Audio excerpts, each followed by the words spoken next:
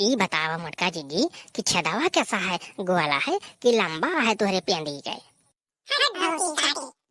ये यार नाच न जाने आंगन टेढ़ा कह दिए। हम तो नाचे जानी थी लेकिन आंगनवाड़ी टेढ़ बा। अब हम सिलेंडर के पहचान पूछा थी तो ये सब है जबगौती करती हैं।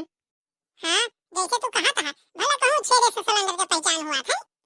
बताओ, हम तो सोचे दीदी कि अब्बे ओके वजनाई पूछे कि हमें कितना लिखा बा। हम तब पसे ऊपर बता दिए 15.2 केजी। और हम सोचे रंग बताइए, रंग पूछे जैसे घरेलू हुआ था तो लाल हुआ था, और जो हुआ रहा था व्यावसायिक वाला वो नीला रहा था। तो लब पसे अब्बे हम लाल बता दिए। अब ये का छेद पूछा था, छेद हमका लागत मोटका दीदी मैनेजर नाई कोनो से छोड़ा है भाई, बहुत हरकत करत बा।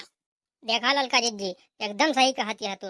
जैसे घरेलू सिलेंडर हुआ तो लाल हुआ था और जो व्यावसायिक सिलेंडर हुआ था वो नीला हुआ था। वही हिसाब में सब कंपनी के अलग अलग छेद हुआ था। कोनो सिलेंडर के गोल छेद हुआ था, कोनो सिलेंडर